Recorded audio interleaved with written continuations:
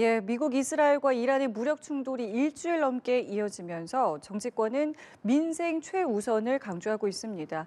그러면서도 주한미군 전력의 중동 차출 가능성을 놓고는 공방을 이어가고 있는데요. 오늘 두 분과 함께 이야기 나눠보도록 하겠습니다. 오늘은 최창렬 용인대 특임교수, 최수영 정치평론가 두 분 나오셨습니다. 안녕하십니까? 안녕하세요.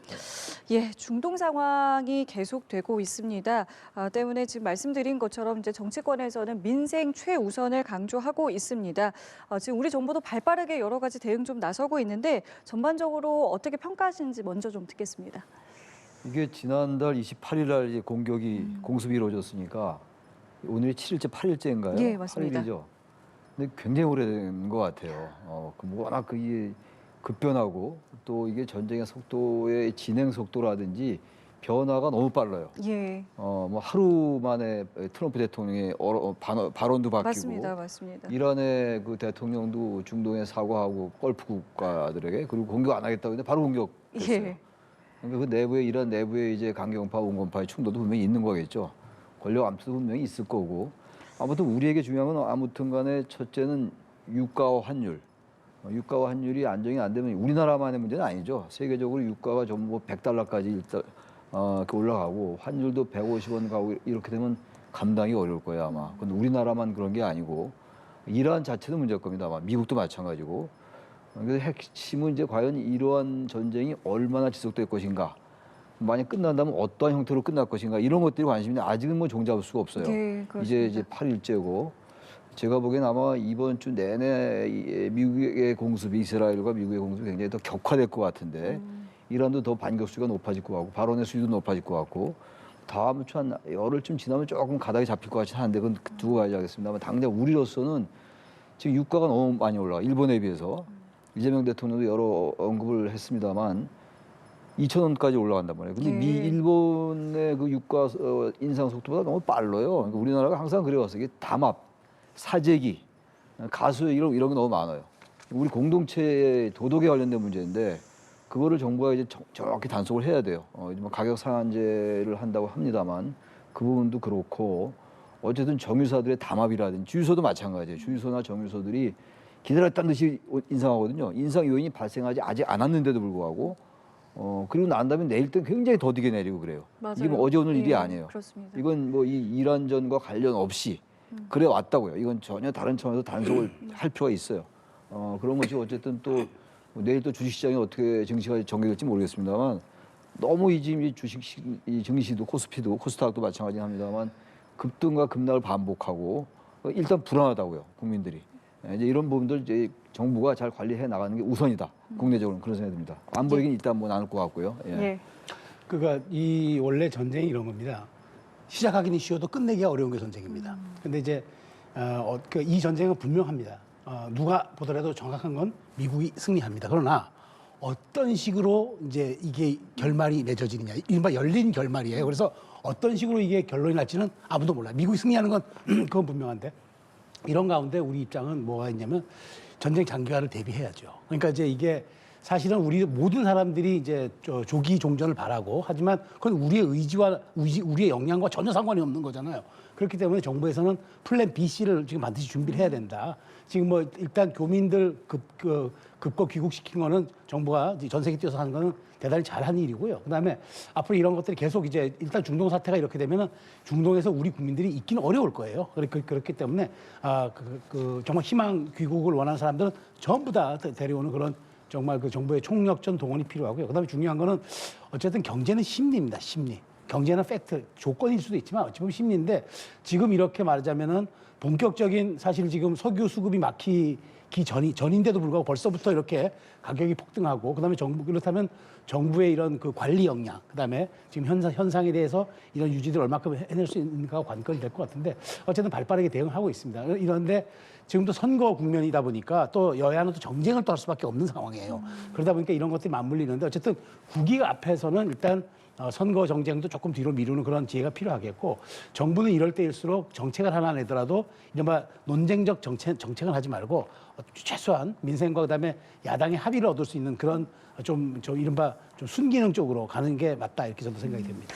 자, 이런 상황에서 주한미군 오산 기지에서 미군의 대형 수송기들이 이륙한 모습이 이제 포착이 됐습니다. 이렇기 때문에 이것이 중동으로 차출된 게 아니냐 이제 이런 관측들이 좀 나오고 있는데 여기에 대해서 이제 여야도 좀 공방을 벌이고 있는 상황이거든요. 일단은 이 차출에 대해서 어떤 좀 생각을 가져야 된다고 보시는지 먼저 듣겠습니다. 근데 지금 미국이 전략 자산을 옮기지 않을 도리가 없어요, 지금.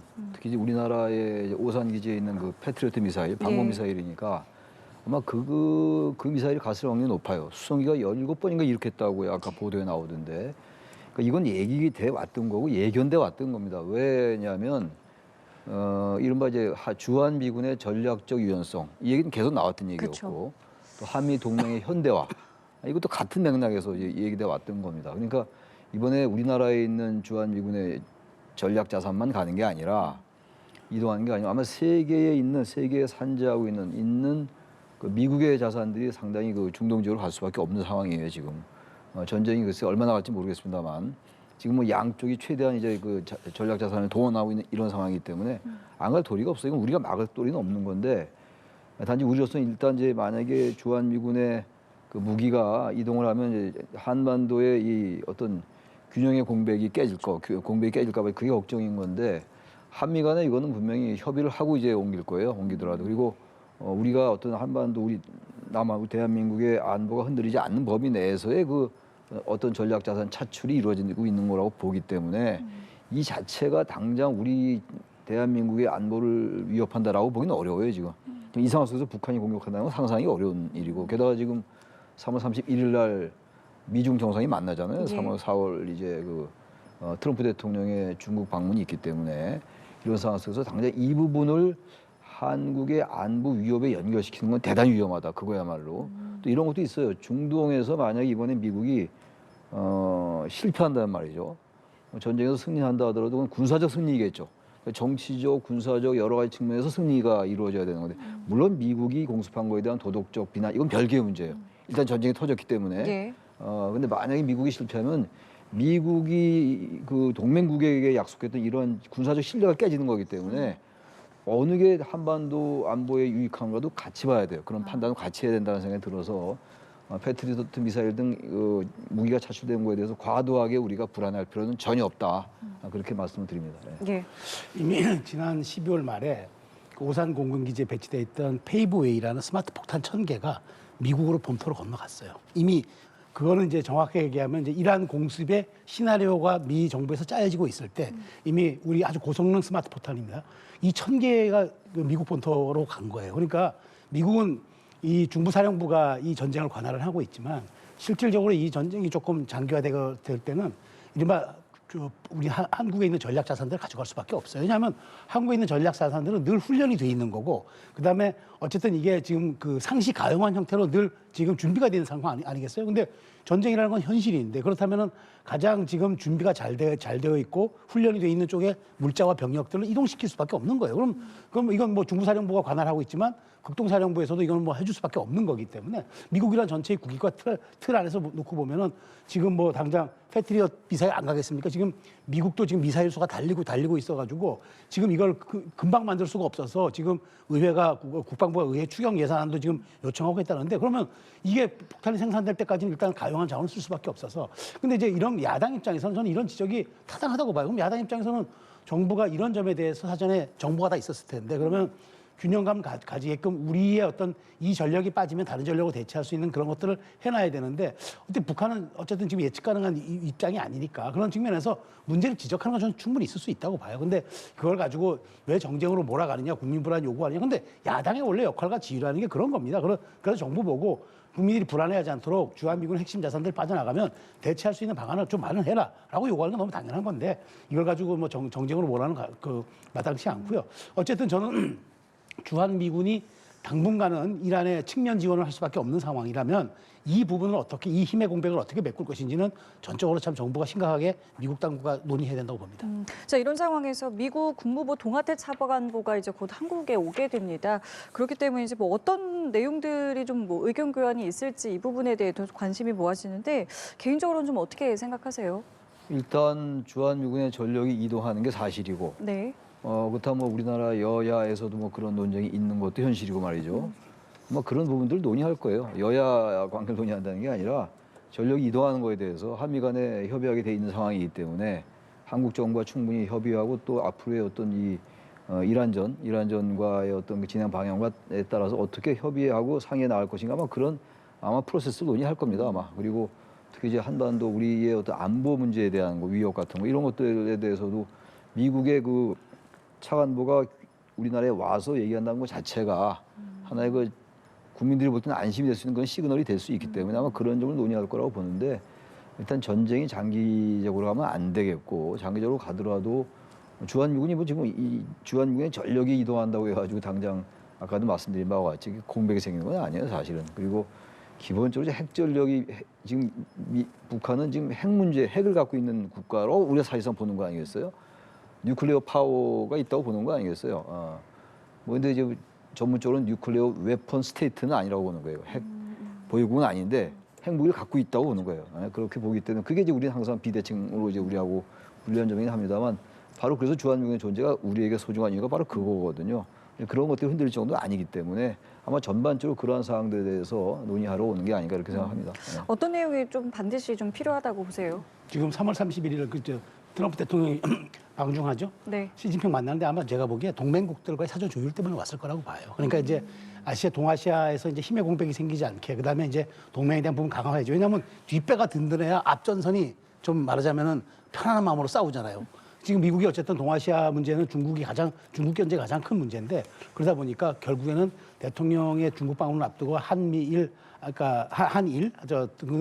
동아시아 문제를 논의하러 디손브리 차관보가 오는 건 전 당연하다고 보고 우리 입장에서는 어쨌든 동맹에 대한 믿음을 계속 심어주는 것. 그다음에 전략 자산이 빠져나갔지만 그게 상응하는 어쨌든 미국의 또 요구를 관철시켜내는 거 아마 이게 필요하다고 보고요.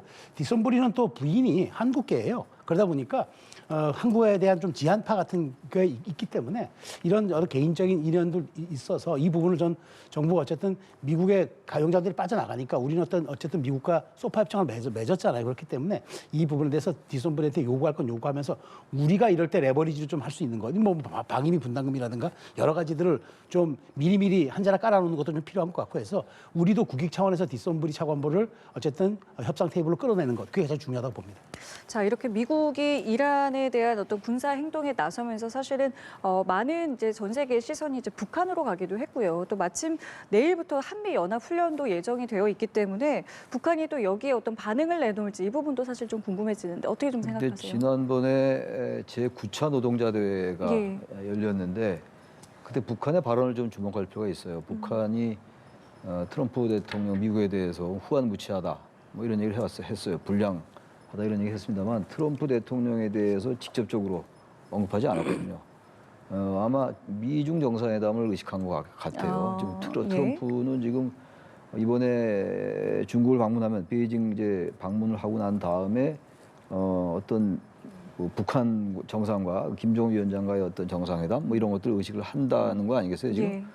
미뤄질지 아니럴지 잘 모르겠는데 아무튼 그런 상황이기 때문에 지금 북한은 미국이 자신들에 대해서 적대시 정책을 철회하면 대화 못할 게 없다라는 말을 김정은이가 했단 말이에요.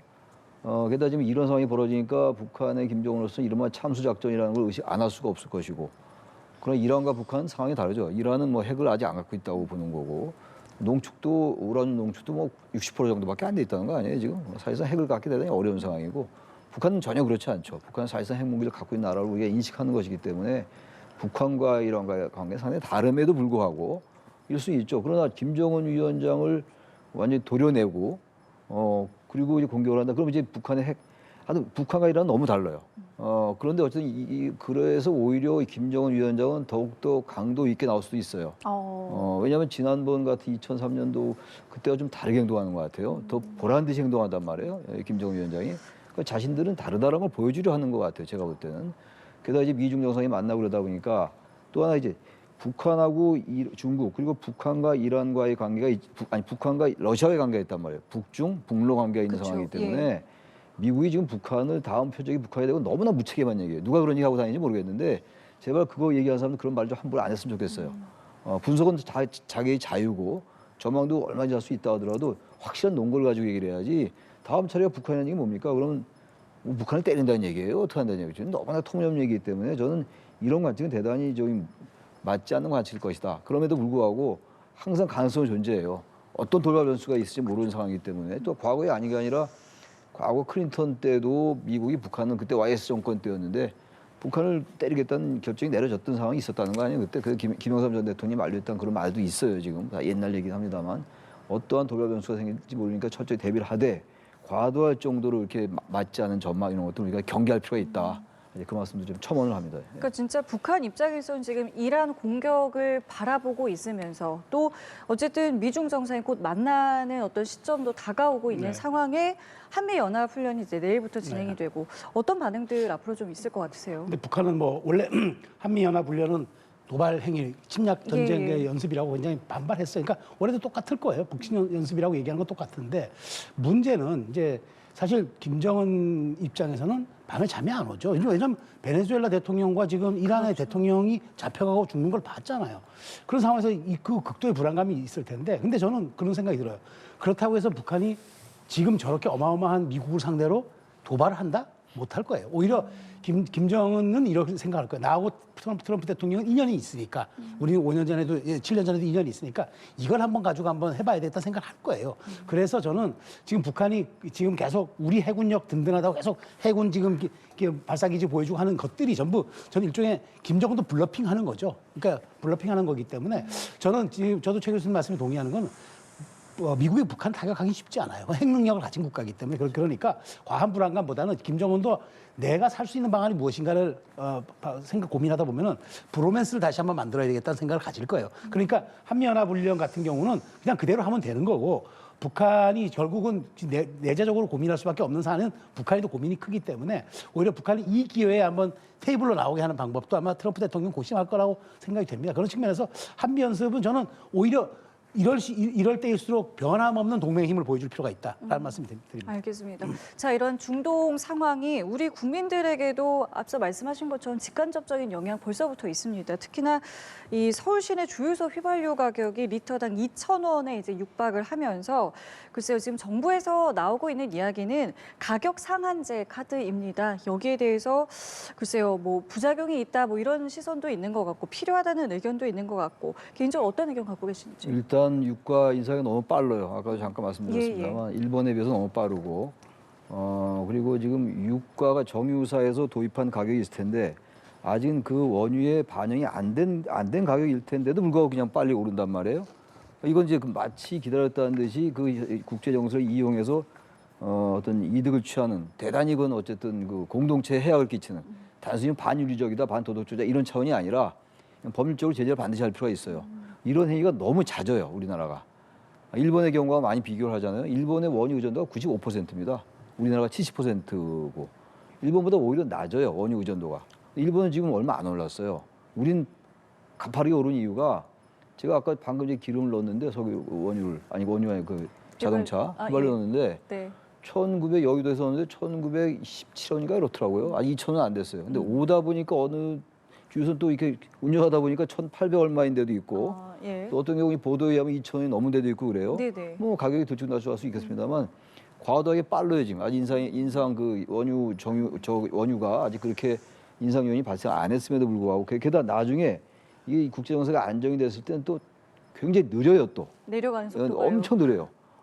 인상은 너무 상승은 너무 빠르고 이렇게 하면 안 되는 거죠. 그러다 보니까 이제 가격 상한 얘기가 나오는 것이고 가격 담합은 중대 범죄다. 예. 대통령이 그런 말씀했는데 정확히 맞는 말이에요.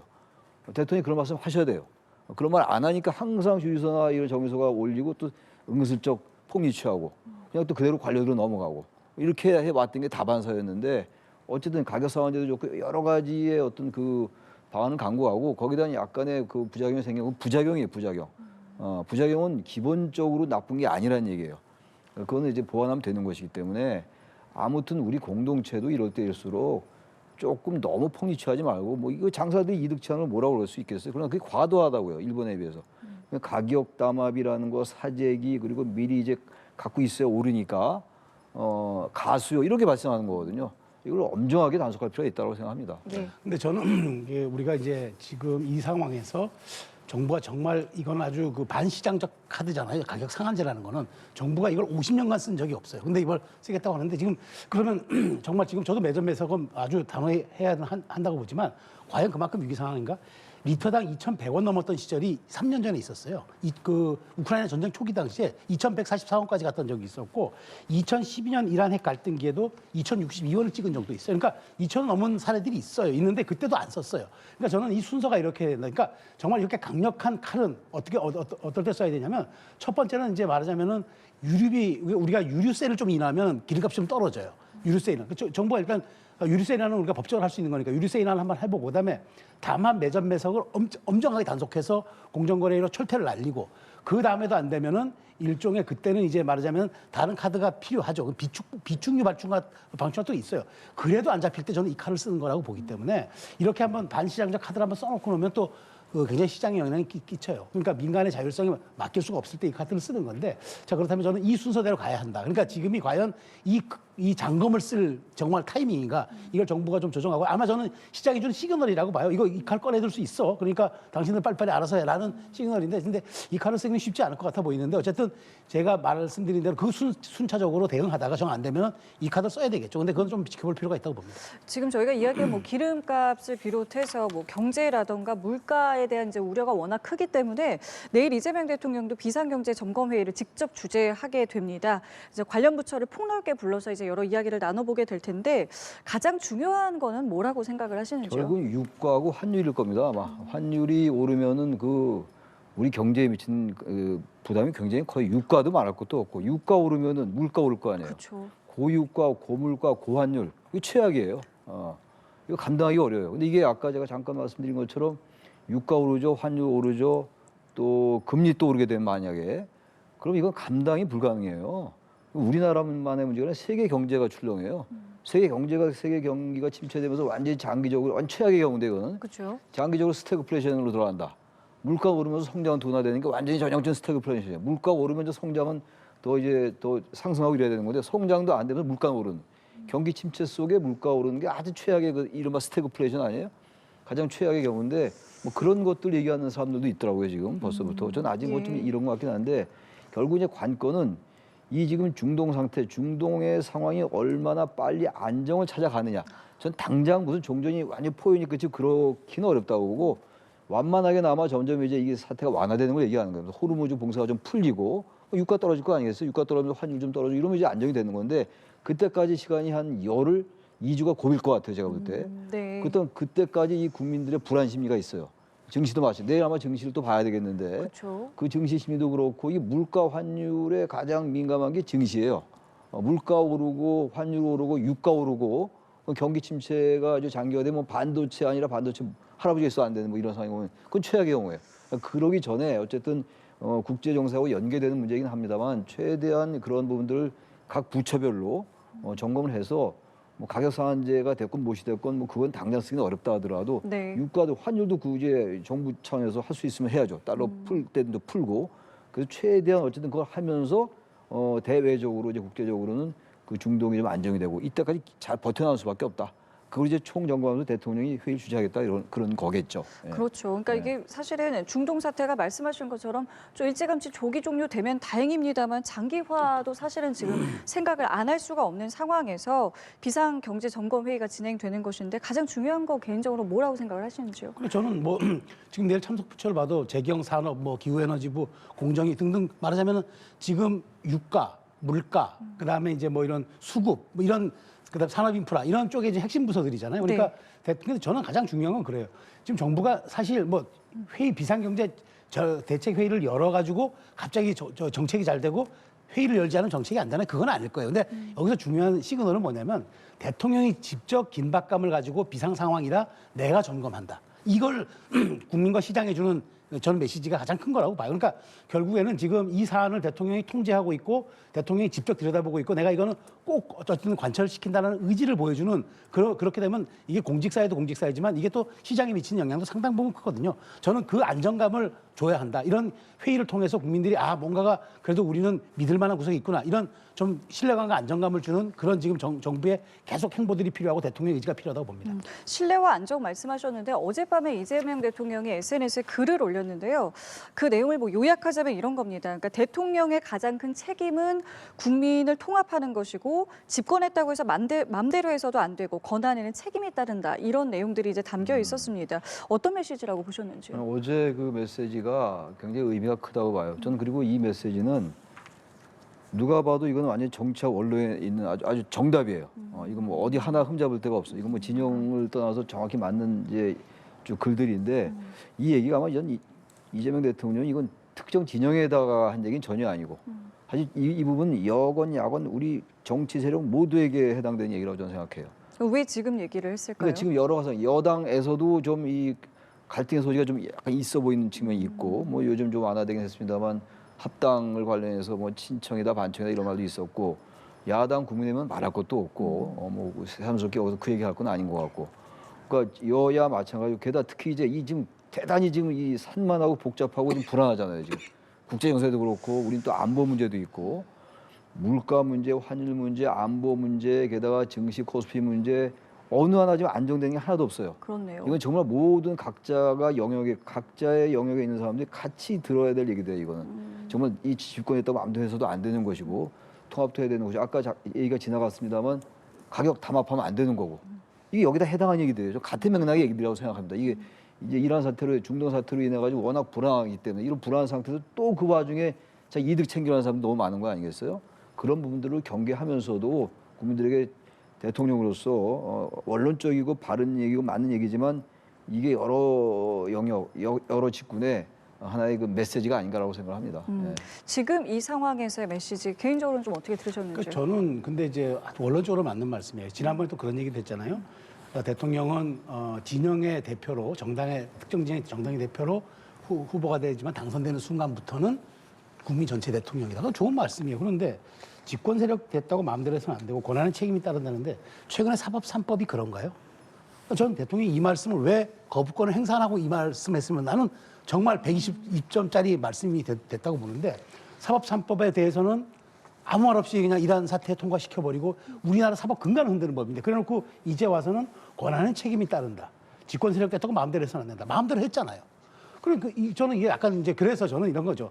아주 그 논쟁적이고 뭐 국민들이 반대하는 법안 다 처리가 되고 나니까 이제 와서 이제 마치 전체 대통령인 그런 이제 역할을 하겠다는 이런 의지를 피력하는 건 저는 앞뒤가 바뀌었다. 최소한 그렇게 아주 논쟁적이고 정말 아주 국민들이 우려를 표했던 사안 자체는 대통령이 거부권 행사해서 다시 한번 논의해서 보내주시면 좋겠다. 이러고 이 글을 올렸다면 저는 정말 120점 드리고 싶지만 좀 아쉬운 생각이 든다 말씀드립니다. 알겠습니다. 오늘 두 분 말씀도 여기까지 함께하도록 하겠습니다. 지금까지 최창규 용인대 특임교수 최수영 정치평론가와 함께했습니다. 두 분 감사합니다. 예.